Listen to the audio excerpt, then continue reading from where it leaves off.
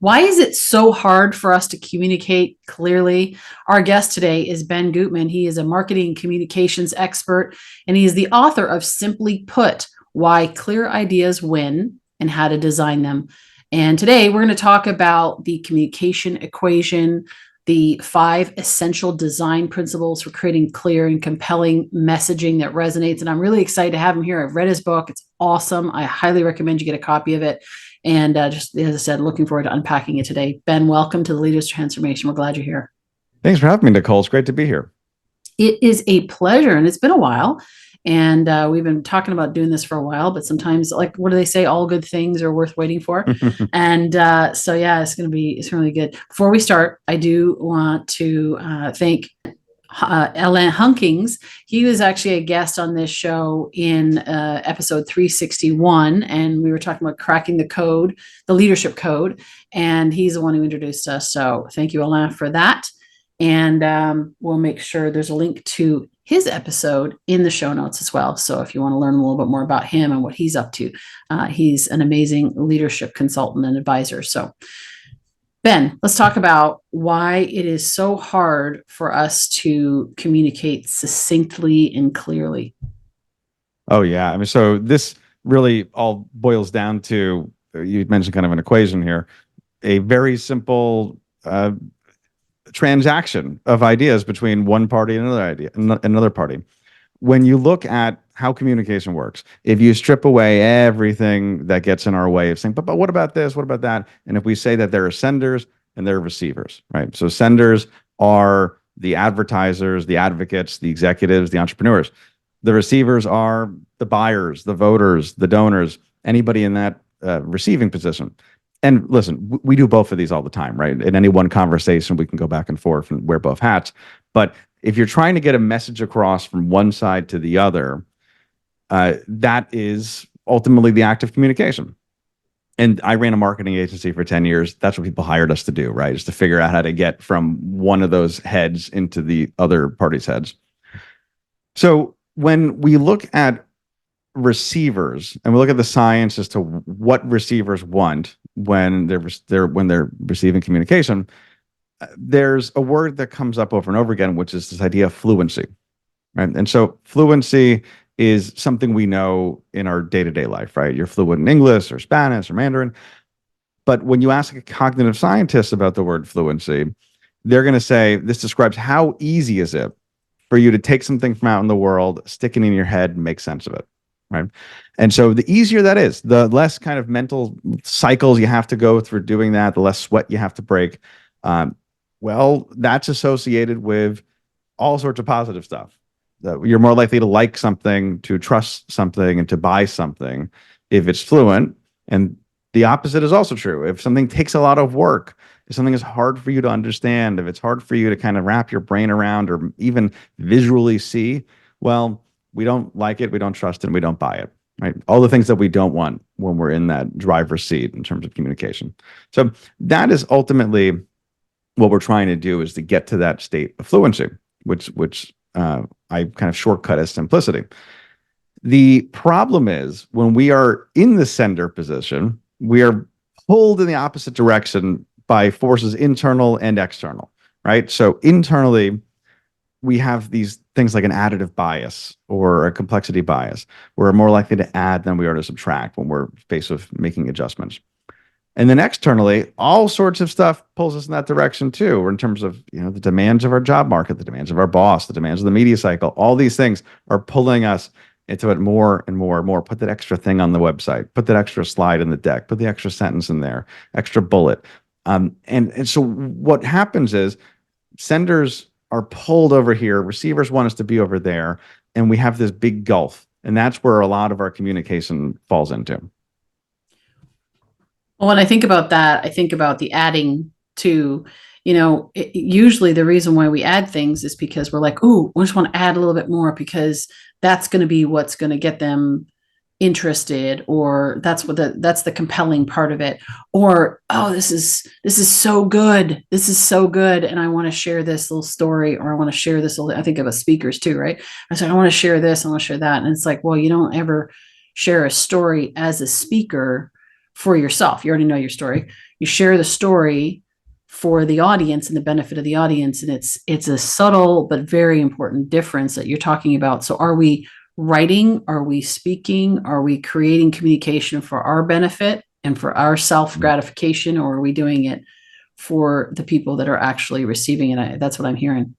I'm so glad you mentioned that, Nicole, because that's exactly the point. If somebody asks me what's the big takeaway, if there's one thing you should change based off of the lessons in this book, I always say this, just as if you were sending a letter, you have to pay for the postage.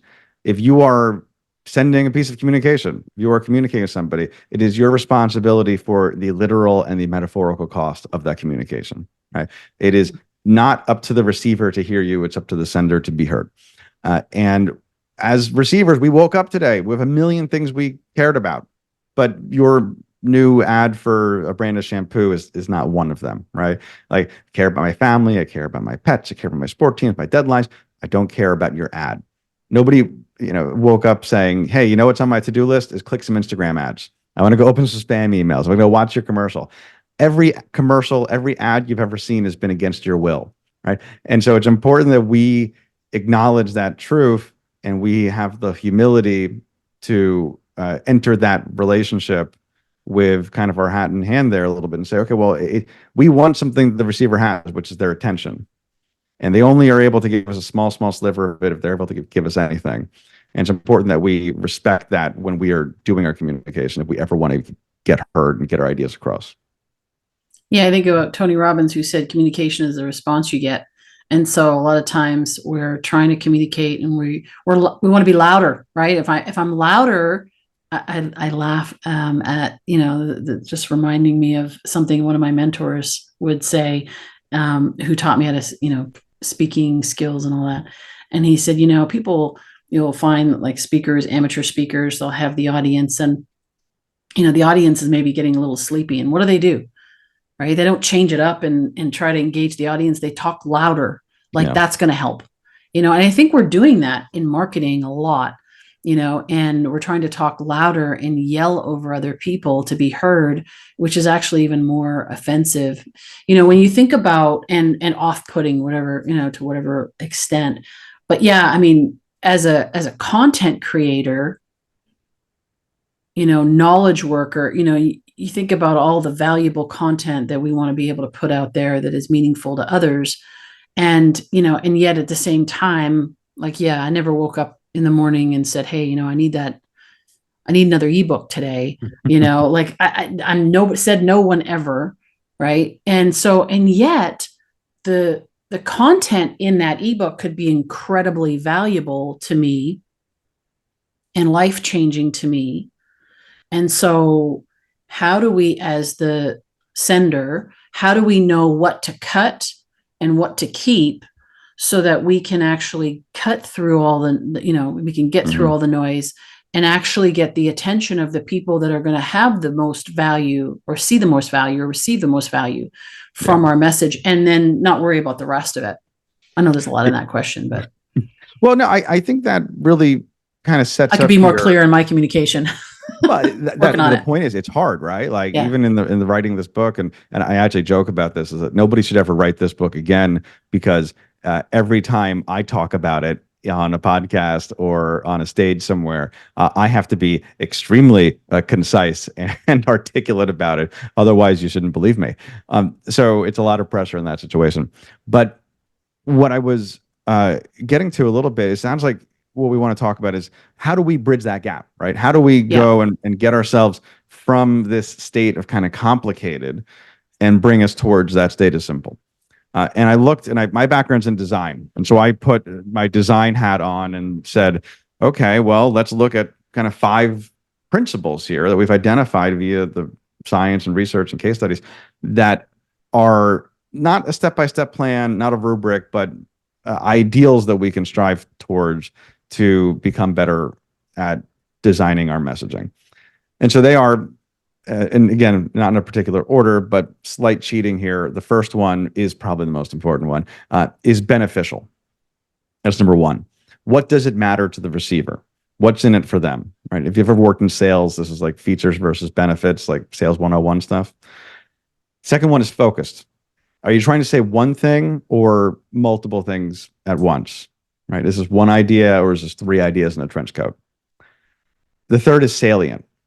Does your message stand out from the noise, right? Does it rise to your attention? Is it noticeable? The fourth is empathetic. Are you speaking in a language that the audience understands, right? Are you meeting them where they are in terms of the literal words that you're using, but also their motivations, their emotions? And then finally, the last one is minimal. Have you cut out everything you don't need and left only what is important? And this is the one that if people don't really pick up the book and they hear the word simple, they think, oh, it's just minimal, right? But when we're talking about minimal, it is actually not the same thing as brevity. We're not talking about the fewest number of words or paragraphs or pages or slides. We are talking about the least amount of friction, right? And sometimes something is more words, but it's easier to understand, right? Sometimes we have more slides in a presentation and it's a more compelling presentation than if you threw everything onto, just two of them. So that one is also a little bit of a cheat because that one's at the end. It's hard to really know what is everything you need and what you can toss if you haven't really considered the other four. So it reminds me of somebody who shared with me their pitch deck and, saying like, look, it was an investor deck and, the principle of less is more, right? So 9 slides, max 11, but like, let's try to stay within 9. So he is cramming everything into those 9 slides. And there was this one particular slide that I was like, what? I don't think there was any more room on that slide for any more font, like any more text. It was so crammed with logos and text. It was so overwhelming. And that's not what you're talking about, and then the other side, you can be so simple and have like a couple of words and nobody knows. And we've seen that. I mean, I'm sure I've been guilty of it, right? You have a tagline, you have a title for a YouTube video and nobody knows what it sounds cool, right? Or a podcast episode or whatever. And it sounds really cool to you. But my husband is actually my litmus test sometimes. If I'm not sure on a title, I'll be like, what do you think of this? He goes, I don't know what that means. and I'm like, okay, so we're going to, we have to change that. And so just is it clear? Do people actually know what it is you're talking about? It's important. And if it takes a few more words for that, then so be it. So, oh yeah. So you hit on a few things there. I want to just catch too. So the first one is I find myself telling this to people all the time. I tell it to my students. I tell it to people I work with sometimes. Slides are free, right? They're not charging you by the pixel here. You can use more slides to break up your story in a way that makes logical sense. Every now and then you get some, investor that says it has to be this number of slides exactly. But for the most part, if you're giving a presentation, it will be better for you to break that up into the different beats of the presentation and show those as individual builds or individual slides rather than throw everything at the wall, right? Because the idea of friction here is created by something being hard to read, right? Something, if it's too small, if there's not enough contrast with the text in the background, if the font is a little bit weird, if it's blurry, all these different things can add to the friction of us not understanding it. It makes it less fluent and it makes us more likely to just kind of tune out and say, you know what? I'm not paying attention to this anymore. It seems like they don't have a clear way of presenting, so therefore they're not clear thinkers, and I am not going to give them my money. I'm not going to buy their thing. I'm not going to vote for their candidate, whatever it's going to be. Yeah. And you also mentioned there, you mentioned something really important, which is kind of like testing your message, and so you pull your husband over and say, hey, does this make sense? That alone is more than most people ever do with their communication. And it is something that is the most like no-duh piece of advice in this book, which is to go out and test it. Go talk to somebody, call somebody up, flag somebody down on the street corner, whatever it is. Or go spend $1 billion in a marketing research firm. They're, if that makes sense, if this is a huge investment for you, you can go test your message. See, does this work? Is this resonating? But just even getting one piece of data is infinitely more than getting 0 pieces of data in terms of, figuring out if something makes sense. Because ultimately, clear beats clever every single time. Yeah. Yeah. Well, and I think we get so attached to our content and message, and we're so excited about it, and we think it's clear because we've thought about it so extensively by the time we're delivering it, and then we're like, hey, what do you think? I mean, this is so cool, and I got this acronym, and it's like, yeah, well, that doesn't make any sense, and it doesn't connect to the thing. But we don't know that until we actually get feedback from other people on that, and I've been so guilty of that, and so it's just that humbling experience of learning. And then, as I said, my husband is a straight shooter, so he's an engineer type, so and he will tell me like it is, and I appreciate that most of the time. So, but let's talk about, okay, so we talked about the concepts of this. Let's talk about some specific examples, use cases for this, and maybe like, here's what would be considered a not so clear, a complicated message, and how you were able to simplify it down, maybe with clients or your own messages that you've worked with, so people can kind of go, oh, okay, now I see what you're actually talking about. Yeah, absolutely. So, one thing, if I actually have a little bit of a regret, is that I leaned a little bit more into kind of taglines and slogans and these big pieces of like advertising copy in the beginning of the book. And I did that because it was a good way to kind of encapsulate and get people to understand the difference between this and that. But this is something that is much more applicable to the larger quantity of communication we do every single day, like emails and memos and proposals and presentations, than it is the once in a while we do a big tagline, we do a big ad campaign. It certainly is applicable to both, but I'm much more I'm much more proud when I see somebody has used some of these things to like write a better homepage for their website than I am to say, well, this became just, the slogan that's on a banner somewhere. So, I like to think a little bit more in terms of the almost like day-to-day versions of good communication when I'm thinking about how this has been effective. I'll tell you an example of a good piece of communication that is completely outside of the marketing realm, that I was the receiver of, which I think is a really good example of empathy. I think it's a really good example of salience in many ways too, which it comes from my dentist of all people. Right. So I've always had kind of bad luck with my teeth, bad genes on my father's side for that. So I was in the dentist for some routinely painful procedure. And as the dentist is leaning over, kind of torturing me with those little devices, he basically says, you only have to floss the teeth you want to keep. And so I was like, wait a sec. You only have to floss the teeth you want to keep. That's good. I've had dentists for years say things like, well, you should floss to prevent plaque buildup below the gum line and yada, yada, yada. All those things that are true. And, it's fine. I guess I understood it in my head, but it never kind of punctured into my psyche in the same way that saying, you only have to floss the teeth you want to keep did for me. And so that was a very salient message, very empathetic message, and ultimately a very simple message, one that was so effective. I flossed every single day since I got that message from him. So that's good. Yeah, thank you. Yeah. So that's a really fun one. I'll give you a small tool that is in the book that a number of folks have really gelled to. And so that's when we talk about focus. There's this word and, A-N-D, that is this magic word in the English language.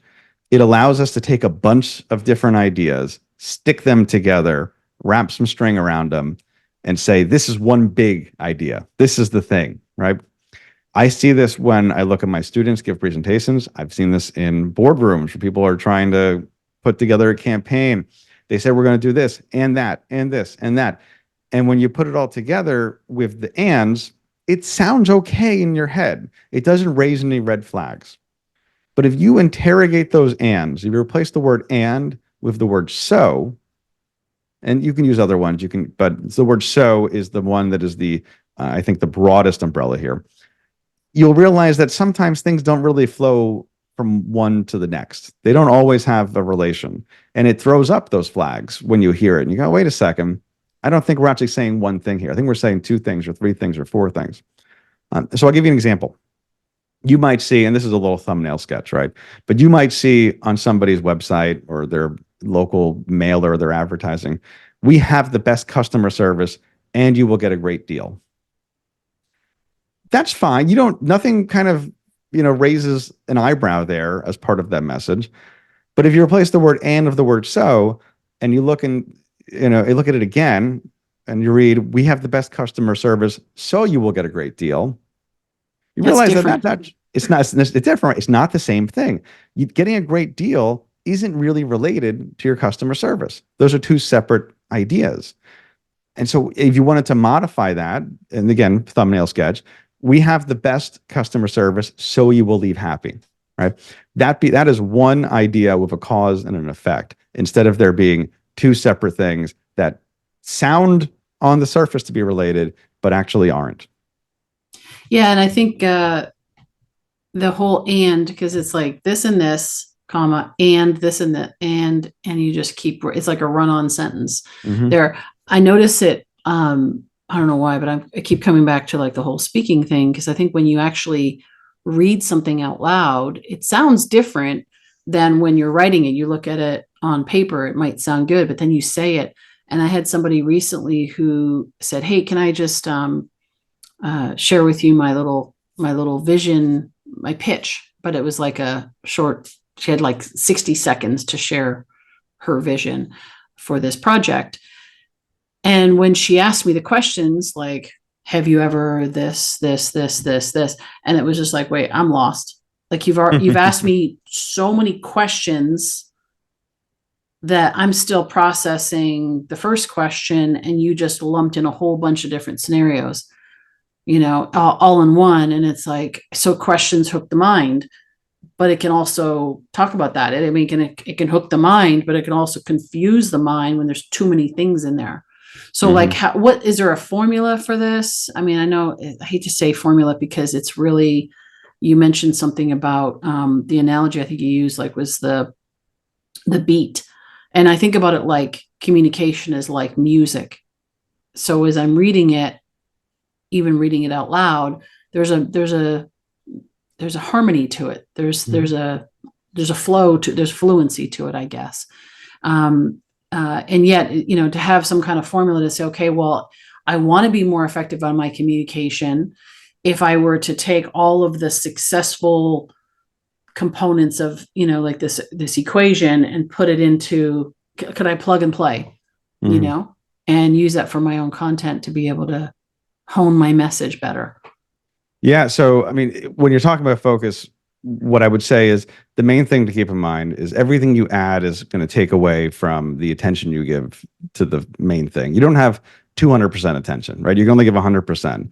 It's ultimately a zero-sum game. If you're going to say, I'm this and this and this and this, all of a sudden, well, which one are you? And you're actually you're a little bit less of each one. None of those arguments reach the critical mass, and they end up getting kind of tossed aside as the receiver moves on to the next thing they care about.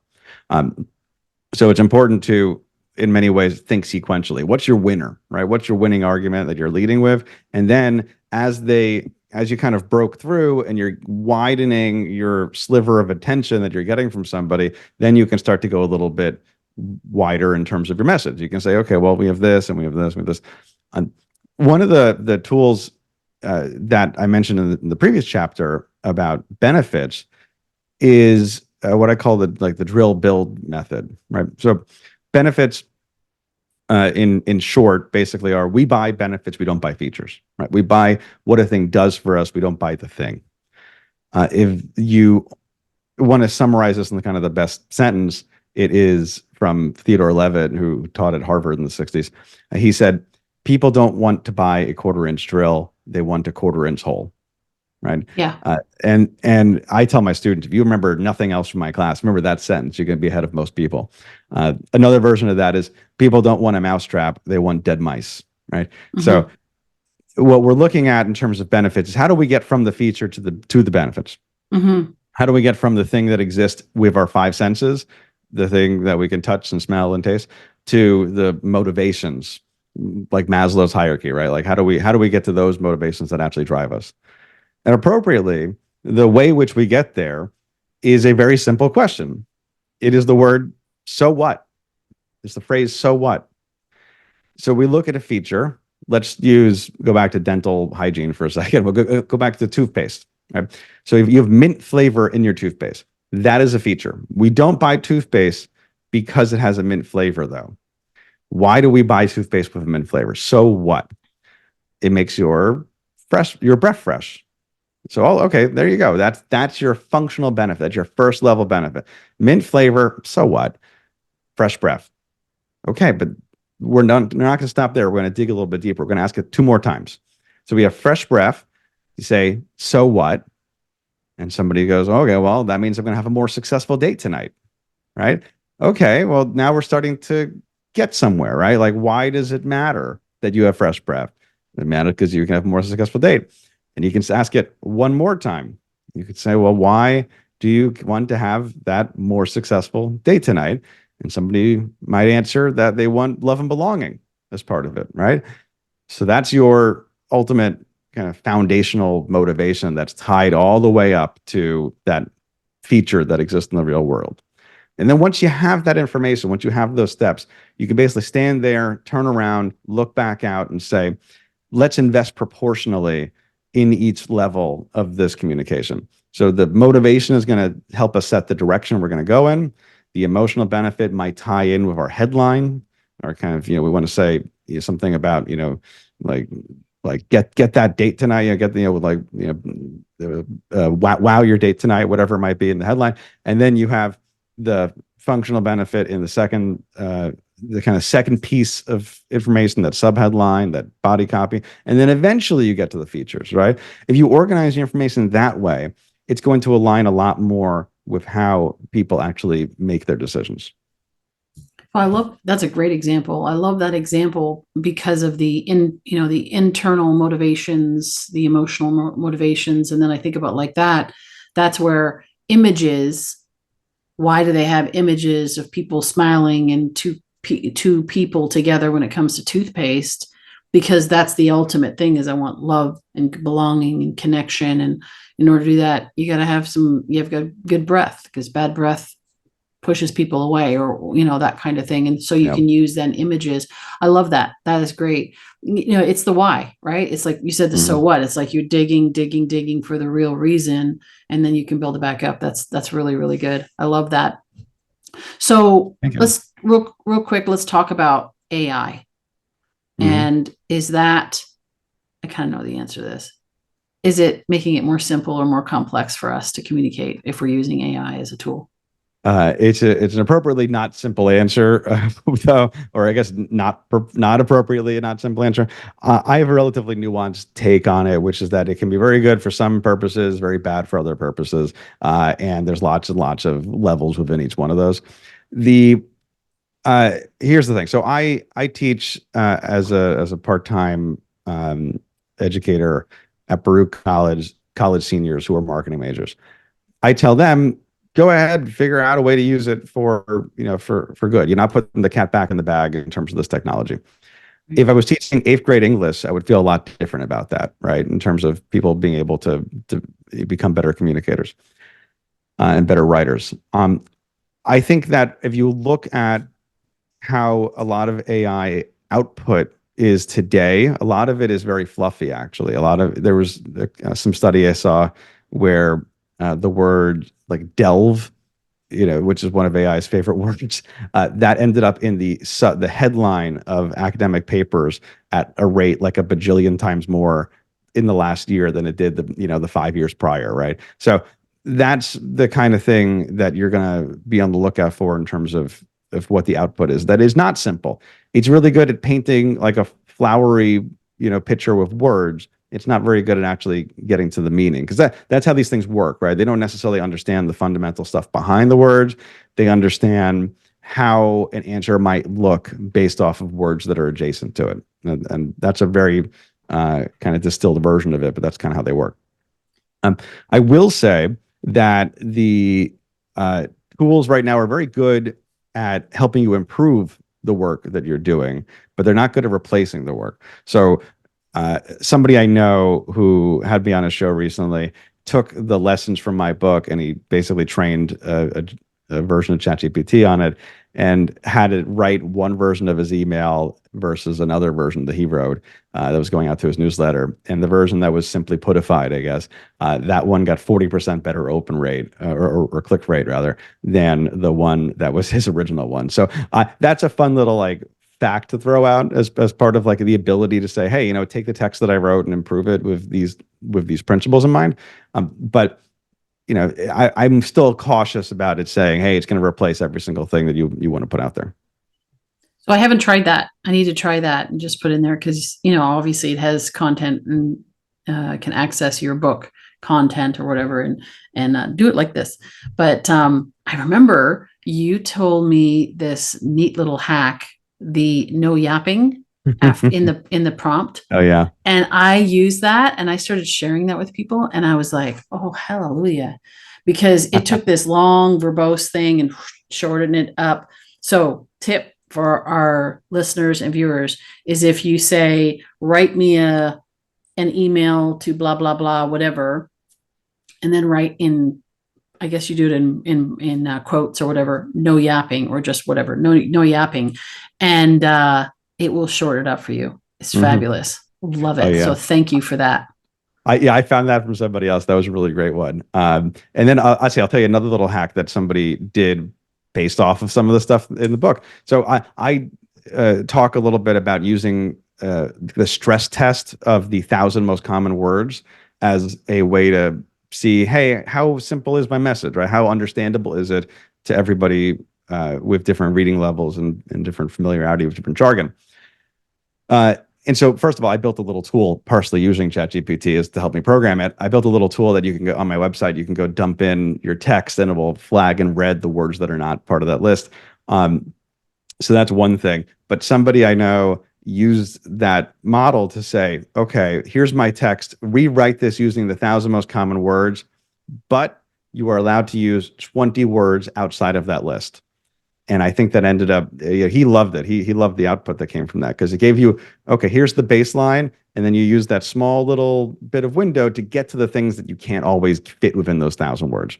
For instance, the word 1,000 is not one of the 1,000 most common words. So you have to use the word 1,000, right? So that I think is an interesting way to use this technology. Just asking ChatGPT to write me an essay, write me a blog post is not going to necessarily add much to the equation now. But using it in these ways is very interesting. Well, that's where I think the prompt engineering, and I've heard people say that it's like one of the biggest things going forward is understanding how to prompt it to, it's like garbage in, garbage out. Whatever you put in there, it's going to come out. So if you're too generic, you're going to get whatever. And of course, there's also the plagiarizing part of it as well. And so there's a lot to that. But yeah, I love that idea. That's great. And I've learned that just even from our previous conversation where we were talking before this, is to be more specific in what I'm asking, even the length that I want it to be, not to limit it, but to challenge it to be succinct in that amount of time. And so really, really good. Ben, thank you so much. There's so much more we could talk about. I'm going to encourage people to just go to copy your book. Simply Put, we'll make sure there's a link in the show notes. And you also have a free chapter that you give away on your website. So we'll make sure that's there so people can download that. That's fantastic. And then whatever tools, you just mentioned that are available on your website, we'll make sure those are in the show notes as well. Final thoughts before we wrap up. Thank you so much, Nicole, for having me. This has been a ton of fun. I kind of gave away the final thought up front in terms of, the postage analogy, but it's just very important to drive home again, which is it's our responsibility as senders to make sure that our message is being heard. And that applies if we're advertisers, advocates, anywhere in between. And so, you mentioned, go grab the book, Simply Put, Why Clear Messages Win and How to Design Them. Find me and everything else at benguttmann.com, 2 T's and 2 N's. Not a great name for radio, I know. But if you go find that, there's the free chapters, a newsletter, all this great stuff. Or reach out to me on LinkedIn, email, always happy to help. And let me know how this message has affected you. Awesome. Thank you.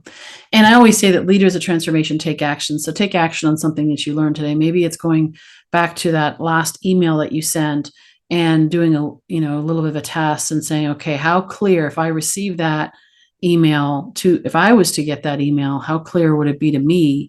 I think that's always a great test. When I first started out in sales, I was cold calling, dialing for dollars, and I was having like terrible, terrible results. Everybody was just like, no, not interested. No, no, hang up, whatever. And I finally was like, Nicole, what is going on? And I finally it occurred to me, and I'm like, okay, well, if I was to call me, would I be interested in it based on what I'm saying? And I'd be like, no. And it's like, well, stop doing that, because it's not working for anybody else. They're not interested either.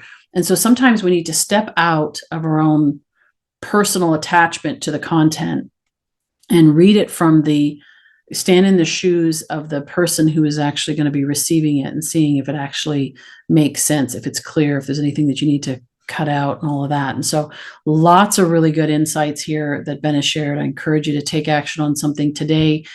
Nothing happens unless you take action on it. That's where transformation happens. And we'd love to hear your stories as well. So you can go on leadersoftransformation.com. You can find out, reach us there. And of course, you can follow us on social. And we just love to hear how this has impacted you.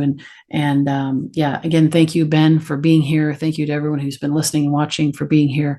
We hope this has been beneficial to you and helping you to transform your communication so that you can do the thing that you love doing, make the difference you want to make, and be the leader of transformation that you're capable of being. So thanks again for being here. We'll look forward to seeing you next week on another episode of the Leaders of Transformation. Have a great day.